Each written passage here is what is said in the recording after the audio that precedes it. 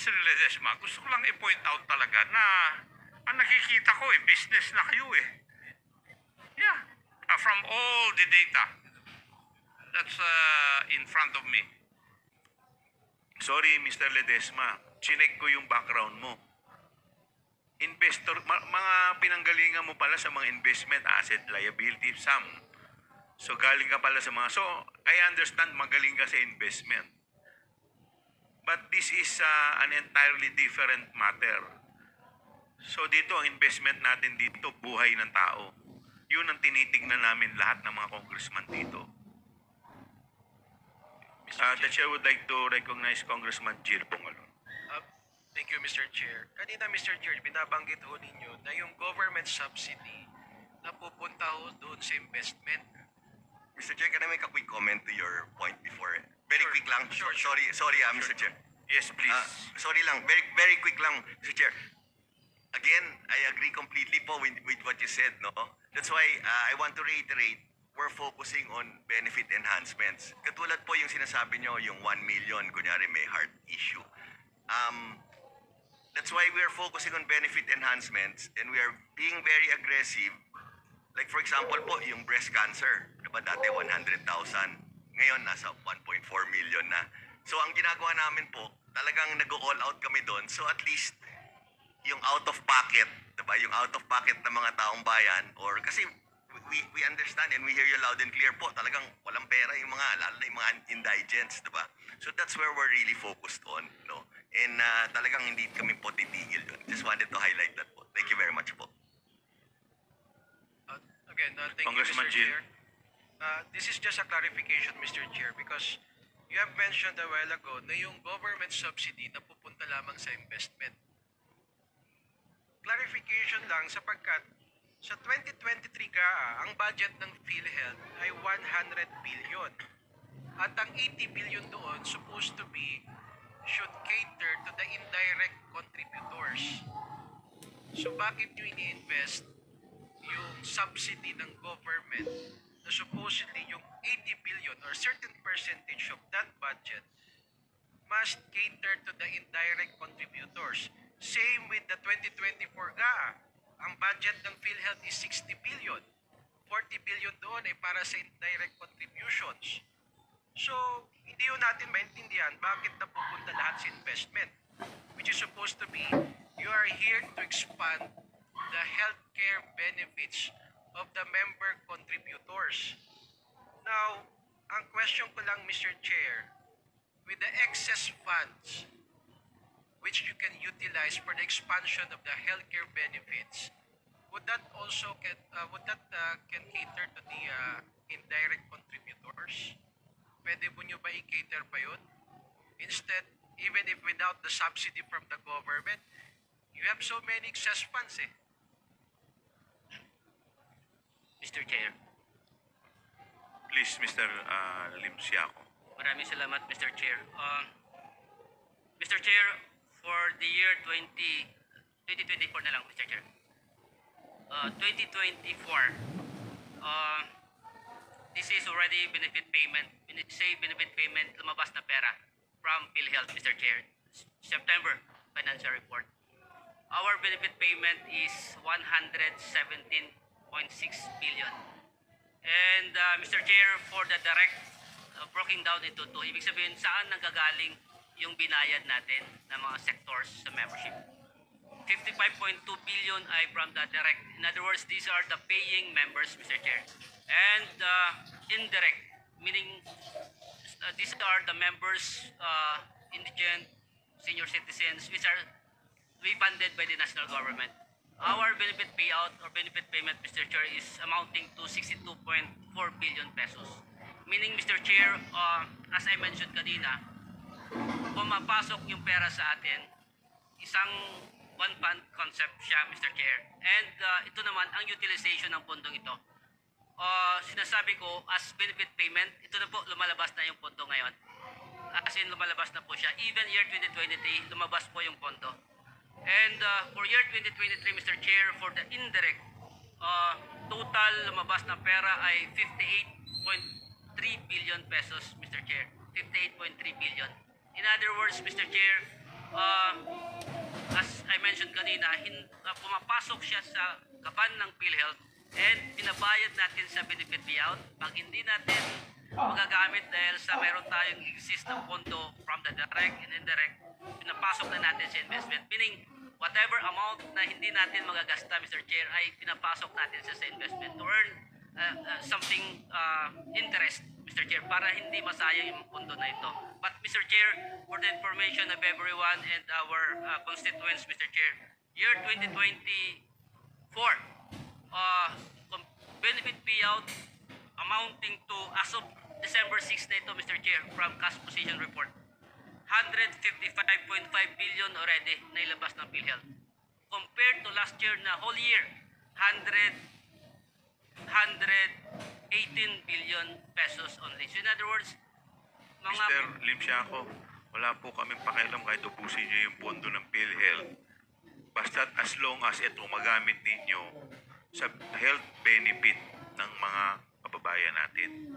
Because let me walk you through Republic Act 10606, amending Republic Act 7875, Section 27, Reserve Fund.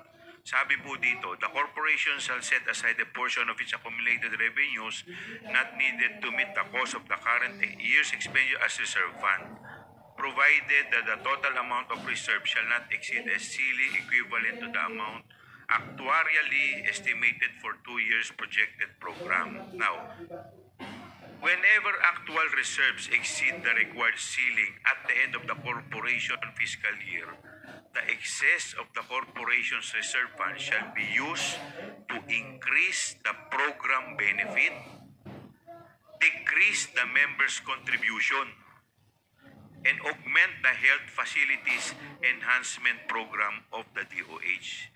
The remaining portion of the reserve fund that are not needed to meet the current expenditures obligation or used for the above-mentioned program shall be placed in investment. So, ibig sabihin, pag nagawa muna natin itong tatlong to, saka lang tayo pupunta dun sa investment. Now, question, nag-decrease po ba yung mga membership contribution? Ano po yung nagawa ninyo para mag-decrease yung membership contribution at ma-increase yung program's benefit? Mr. Chair. Please, Mr. Ledesma. Thank you. Thank you very much, Mr. Chair. So first of all, Mr. Chair, on the increasing of benefits or benefit packages, in the last 2 years po, dun very aggressive tayo, no? And like I said earlier po, next month, another 50% increase almost across the board, no? On the decrease in premium contributions po, wala po pa kaming nagagawa doon.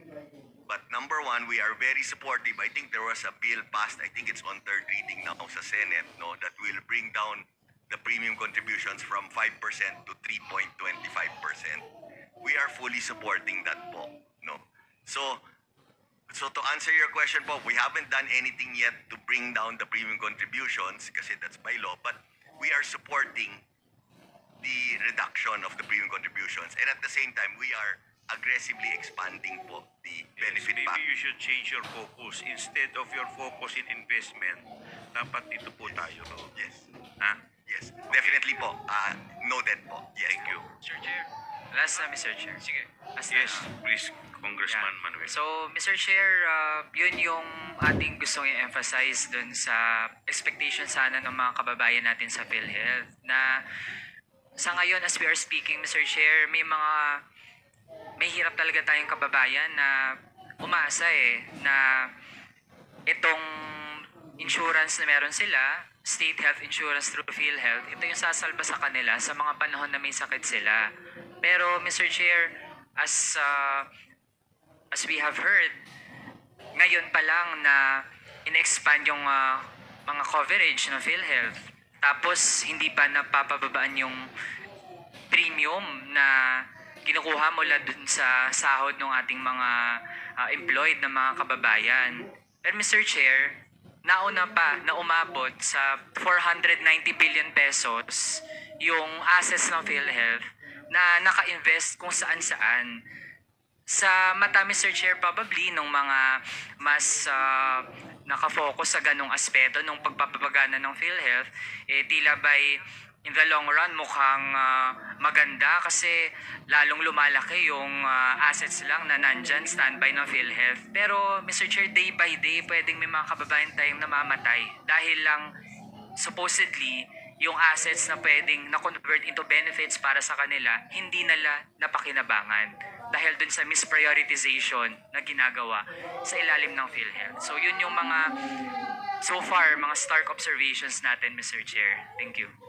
Mr. Chair. With the indulgence of Congressman Panaligan, who will be the next interpellator, the chair would like, okay po ba? The chair would like to recognize the Honorable Stella Kimpo.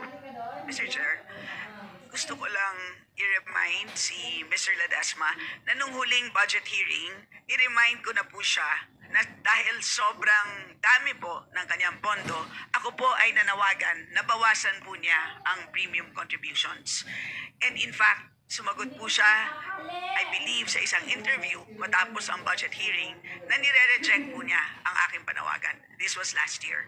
This year, I made the same call nung budget hearing. Sinabi ko ulit na merong scope to reduce premiums. Hindi pa rin pinansin ang ating panawagan. And in fact, I filed a resolution calling for a moratorium on the premium contributions of minimum wage earners. So, hindi po nagkulang ang Kongreso na manawagan sa PhilHealth na pababain ang premium contributions, particularly the most vulnerable workers, Mr. Chair. Thank you, Congressman Stella Kimbo. With the Mr. Chair, indulgence of... Can I respond? Yes, Mr. Ledesma. Thank you, Mr. Chair. Mr. Chair, parang hindi ko naalala yung rine-check ko, ma'am. Anyway, yeah. Anyway, ma'am, regardless, ma'am, we're always, like I said, ma'am, earlier, we are 110% supportive of the bringing down of the premium contributions. Wala po kaming problema dyan, ma'am, no? In fact, I also mentioned that in a Senate hearing that we are fully supporting bringing down the premium contributions. And now, Mr. Chair, I just wanna touch on very briefly on Kong Manuel, no? Maganda kasi yung mga issues na bringing up ni Kong. I just want to highlight, Kong, that it's been 12 years kasi since the case packages of PhilHealth have been enhanced, no? And so I understand very clearly when you say, Kong, and everyone says that maraming namamatay, maraming nagkakasakit, diba? We fully understand that in PhilHealth. Ang hinihingi lang po namin sa PhilHealth sana is konting-konti na lang pasensya. I think naman po, makikita nyo naman, it's been 12 years that we have enhanced the benefit packages. Nung pumasok po ako in the last 2 years, sobra kaming aggressive, Kong. In fact, we continue to be more aggressive, no? And like I said, next month, almost 50%, almost across the board, no? So, again, I think I'm just asking for a little more patience from this honorable body. I'm really confident we will get there, no? I mean, it doesn't happen overnight, pero dun po talaga kami papunta eh. And I think it's very clear naman sa mga enhancements namin, sa increases, that dun kami papunta, no? Maraming salamat. Thank you. With Congressman Manap. With the indulgence of the Honorable Panaligan. Yes, Congressman Nakop, you are recognized. Thank you. Hindi po mawala sa isip ko yung sinabi ni Mr. Lim Siaco na part of the subsidy given to PhilHealth could be used for investment. Tama po ba yung pagkarinig ko? Mr. Chair, Yes, Mr. Lim Siaco, you are recognized. maraming salamat, Mr. Chair. Maraming salamat po.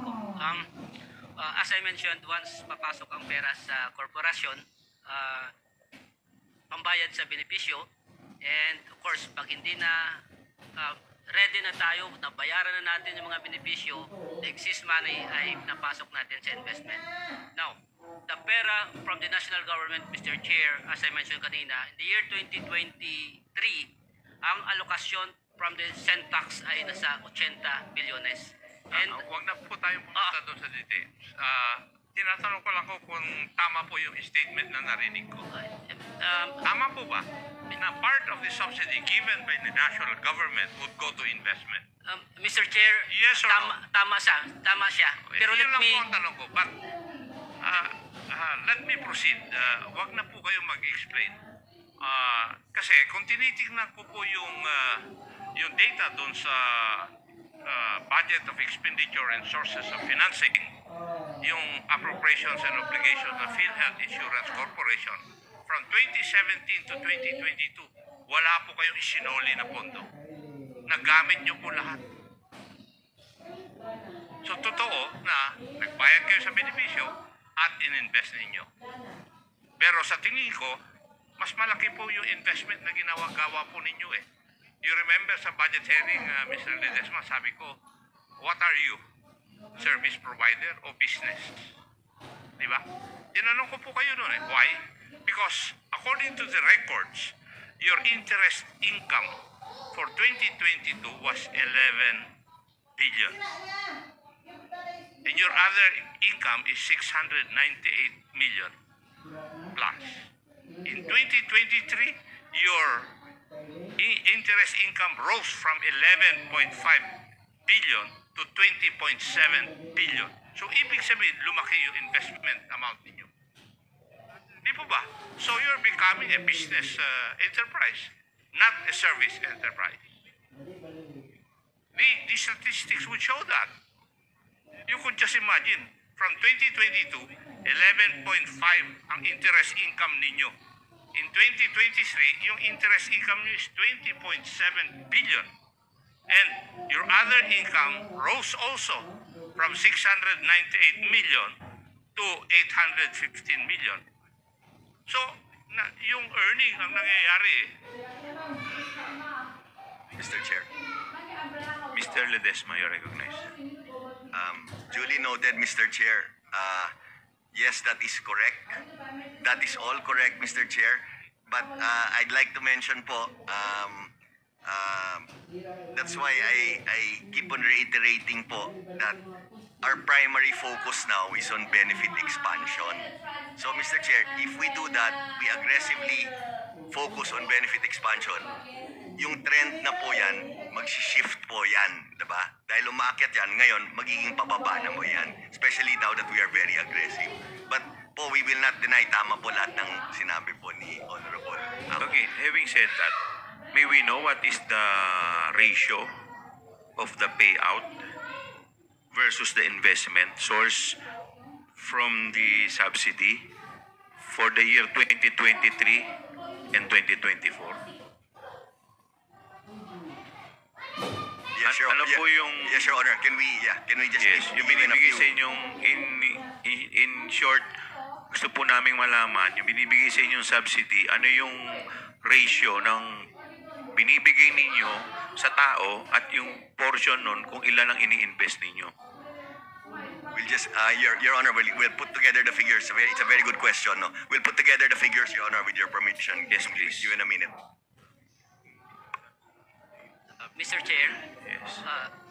for 2023, Mr. Chair, the benefit payout of PhilHealth for the for the indirect contributors amounting to 58 billion, Mr. Chair. 58 billion. Apo, ang ating Ito yung payout.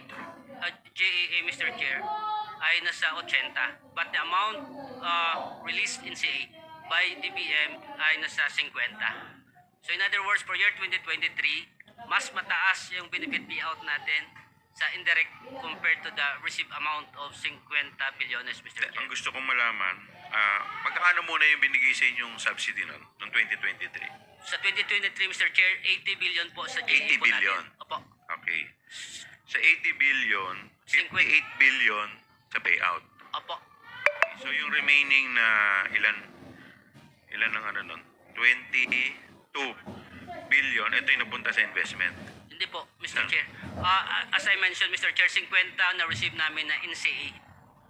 Pera. 50 lang ang natanggap ninyo. 50 lang natanggap namin. Okay, so saan kayo kumuha ng 8 billion? Mr. Chair, ito po ay ang pera na nalikom ng korporasyon for the past several years, including yung mga premium contribution from the direct.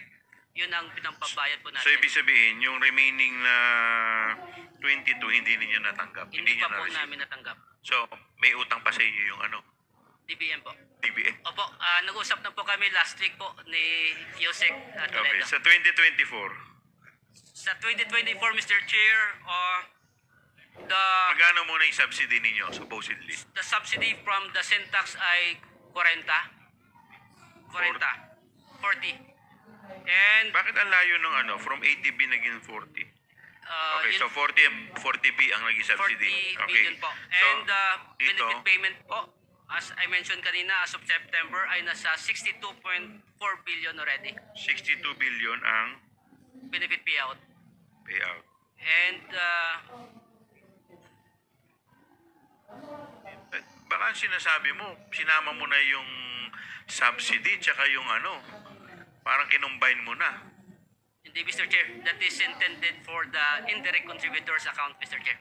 So, eto lahat, etong 58 billion, eto na yung buong payout sa buong 2023. Tama? That is intended for the indirect contributors, Mr. Chair. Kaya nga, sa buong 2023. Opo. So, magkano supposedly yung galing sa inyo? Kasi pag sinabi mong subsidy, tulong lang to eh. Opo. Di ba? Opo. So, yung galing sa inyo, eh parang ginawa mo, parang lahat, kinover mo lahat dun sa subsidy eh.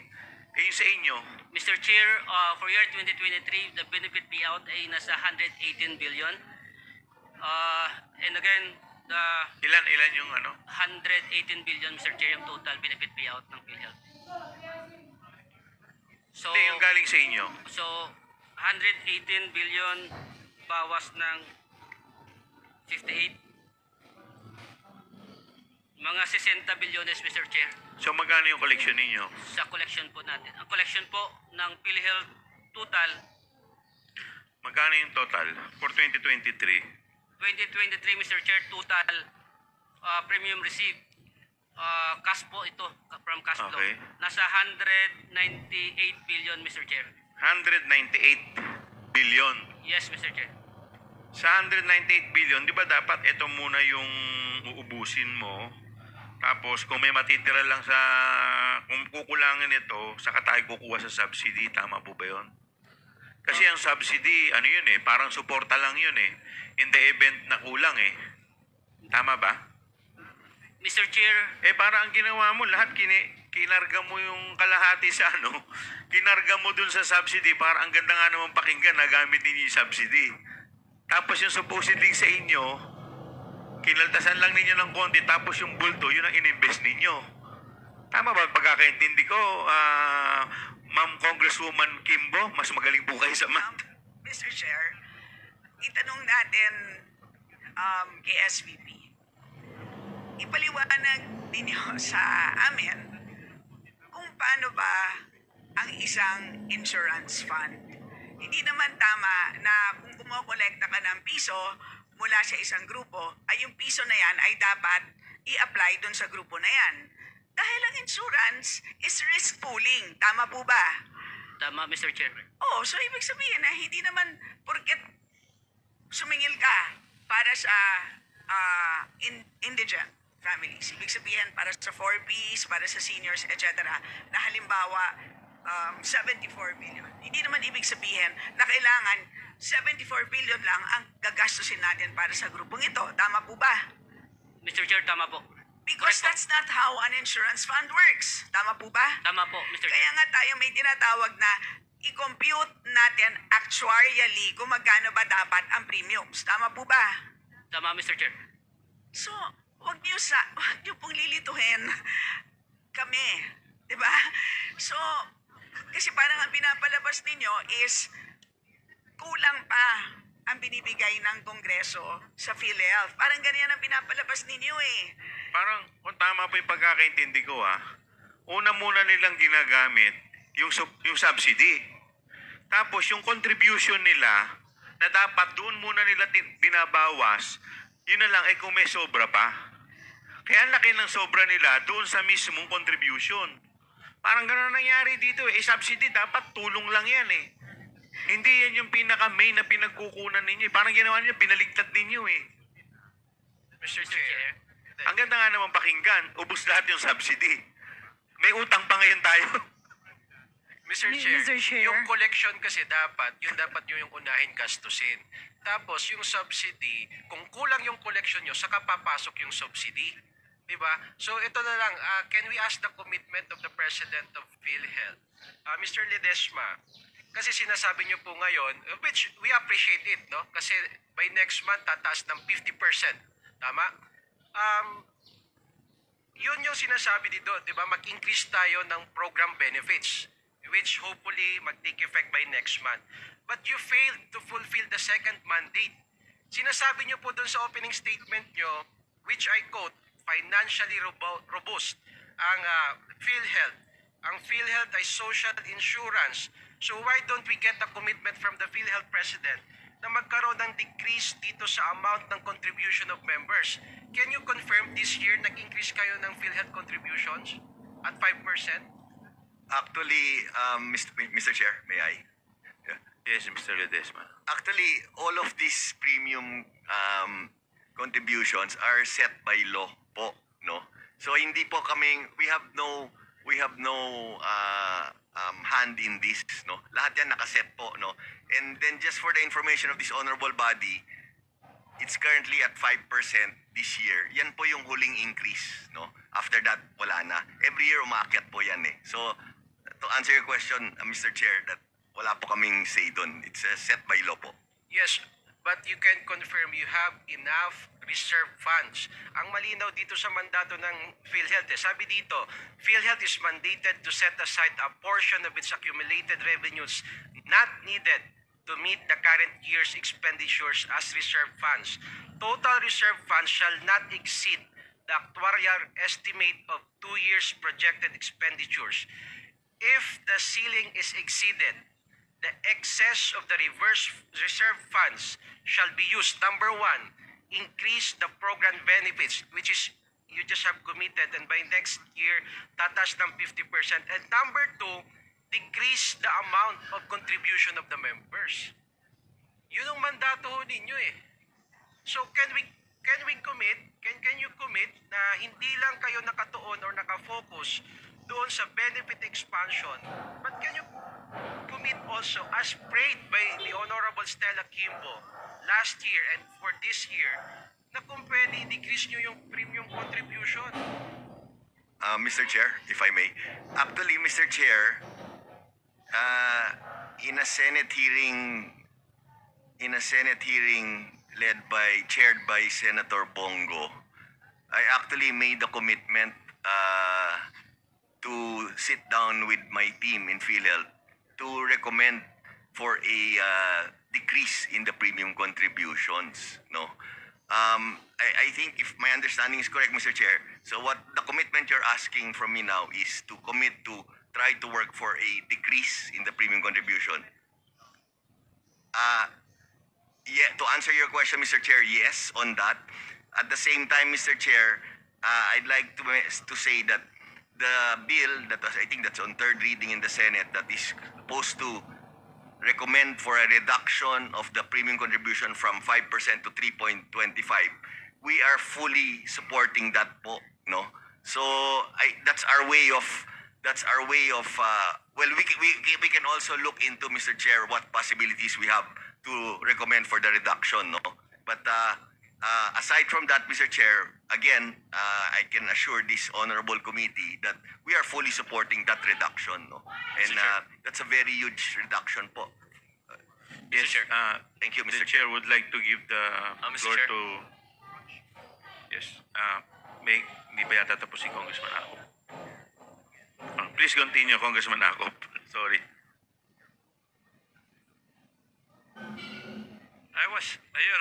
Mr. Chair, I was driving the point na napakalaki po yung pera ng PhilHealth. Because, Mr. Chair, point of order po. Kasi ang dami nakalista. So, ang daming mga interjection. Pwede po Yes, bang tapusin na natin si Kong Akop, tapos yes, after doon na tayo Kong Akop, we will proceed to Oo, kasi Congressman Panaligan. Ako pang huli Sorry. kasi, Mr. Chair, eh. Yes, sorry. Meron pa tayong plenary. Thank you, Mr. Chair. Pasensya na po, medyo nadala lang po kami sa, na-carried away lang po kami. Please continue, Congressman Akop. Your Honor, I'm sorry. Mr. Ledesma, gusto ko lang i-point out talaga na ang nakikita ko business na kayo eh. Yeah. From all the data that's in front of me. Kasi your investment in time deposits, local currency, amounts to 135 billion in 2023. While in 2022, it was 126.4 billion. So, it's sa isang taon, nag-invest kayo sa time deposit by 10 billion. So, now, we go to the other investment that you have. Mr. Chair, just a Hindi, quick... para malaman na ng tao. Yeah, Mr. Chair, just a quick... No, you let me finish first. Kasi you also have investment sa securities. Tama po. And I would like to read your investment in government bonds in 2022, 270.7 billion. In 2023, 331.6 billion. You could just imagine that. Ang lalaki. Now, investment in corporate bonds from 1.1 billion to 4.4 billion. So, ang utak po ninyo ay investment, hindi po service. The way I look at the data. Now, you also have earnings doon po sa right of use. Tama po. And I think it would amount to 1+ billion a year. So, ang dami-dami ninyong kwan dito sa data na nandito sa harapan ko. So, why is it like that? Hindi po para sa tao yung nangyayari na yung the money of PhilHealth should be used to increase the package or to decrease the contribution. I don't see that in the data that's available to this representation. Can I comment, Mr. Chair? Yes, please. Again, Mr. Chair, thank you so much. We are not, everything you mentioned was true. We are not refuting everything that was mentioned by Honorable Akop. Again, like I said earlier, we have to change our policy, or we have already begun to change our policy. So yes, it is showing that our investments are increasing, so and so. But again, I'm humbly asking this honorable committee to give us just a little more patience. It's very clear what direction we're taking po, and our focus on benefit expansion will continue to be as aggressive, and in the next few years, iiba yung trend po at iikot yon. So, I just want to mention that po. We hear you loud and clear, Mr. Chair. We are changing our direction, we are changing our policy, and we will get there. Thank you very much, Mr. Chair. Thank you. Thank you, Mr. Chair. Thank you.